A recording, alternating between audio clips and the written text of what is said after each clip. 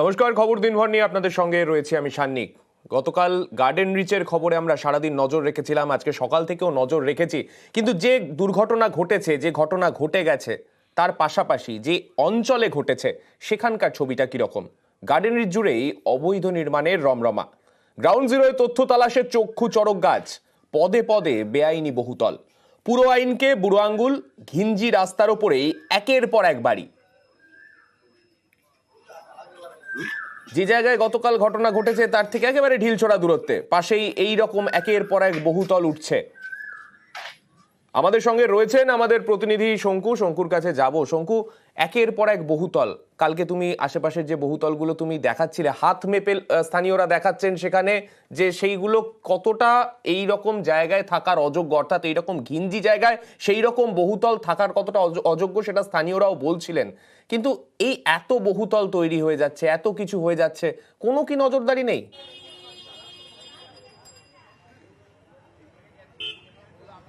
দেখো, নজরদারি থাকলে কি আর এইরকম বহুতল উঠতে পারতো পরপর করে, কিংবা ভেঙে পড়তে পারতো?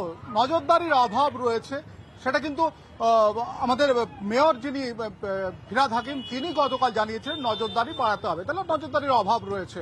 তবে অন্যদিকে তোমাকে বলে দিই যে এখানে যে সমস্ত বিল্ডিং তৈরি হয়েছে, এখানে কেন, কলকাতা কর্পোরেশনে বিল্ডিং তৈরির একটা নির্দিষ্ট নিয়ম রয়েছে। অর্থাৎ এই 5তলা বিল্ডিং করতে গেলে 16 থেকে 20 ফুট রাস্তা অতি অবশ্যই দরকার।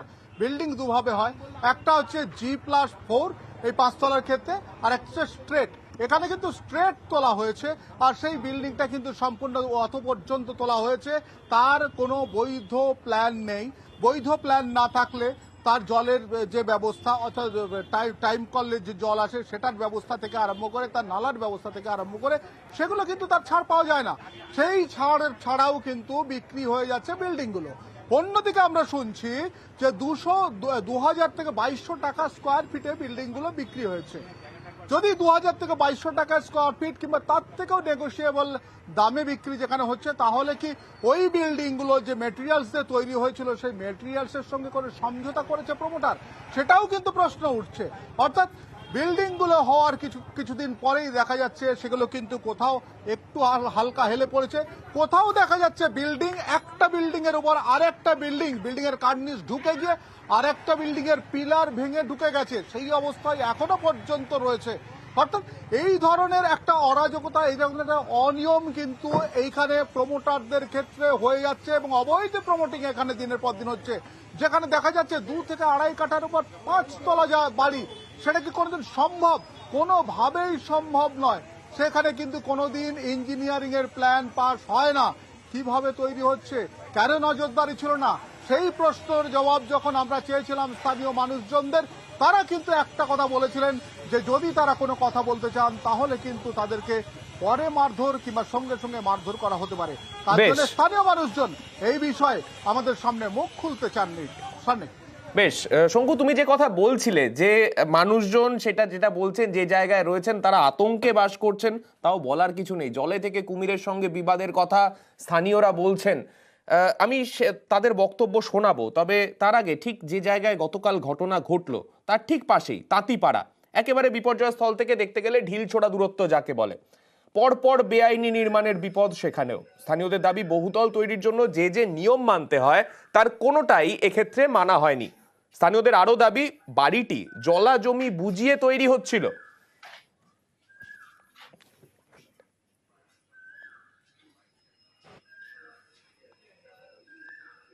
বয়স তো হয়েছে আমার, আমরা তো সব দেখছি। এরপরে কি আমি জেনে শুনে হাড় কাটে মাথা দেবো? সবই তো লুটের ব্যাপার, কাকে বলবো? চোখের সামনে দেখতে আমরা জলে বাস করবো, কুমিরের সাথে লড়াই করবো? আপনি কি করবেন? আমাকে এসে মারবে? আমাকে এসে মারবে, আমি আপনাকে দেবো, বাহবা নেবো, আর তারপরেই মার খাবো।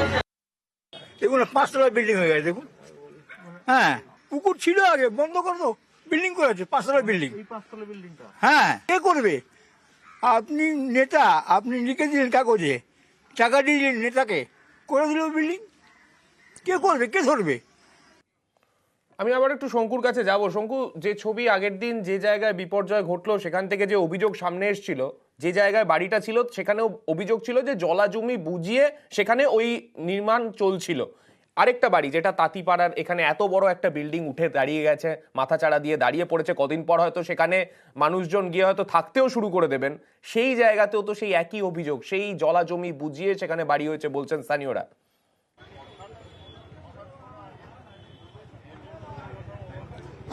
দেখো, তোমাকে আমি সান্নিক বলি যে আমরা কিন্তু এখানে বিস্তীর্ণ এলাকা, এখানে বেশ কয়েকটি গলি রয়েছে, এক একটা গলিতে এরকম ধরনের বিল্ডিং হয়েছে। আমরা সেখানে গিয়ে কথা বলেছি সাধারণ মানুষের সঙ্গে, তারা কিন্তু প্রত্যেকেই ভয় পাচ্ছে। একটাই কারণ, যে যারা প্রমোটার তারা সেই প্রমোটার লোকাল কাউন্সিলরে ঘনিষ্ঠ হওয়ার ফলে তাদের লোকবল এবং বাহুবল সব থেকে বেশি। কেউ হঠাৎ করে কিন্তু কোনো অশান্তির মধ্যে জড়াতে চায় না, প্রত্যেকেই কিন্তু সাধারণ মানুষ হিসাবে এখানে থাকেন। এবং তোমাকে আরো একটা জানিয়ে রাখি, যে সমস্ত বাড়ি রয়েছে যেগুলো তৈরি হয়েছে ইলিগাল বিল্ডিং, যারা কিনেছে তারা কিন্তু নিজেরা হয়তো খাটাখাটনি করে একটা পয়সা জমিয়ে তারা একটা মাথা গোজার ঠাঁই কিনেছে।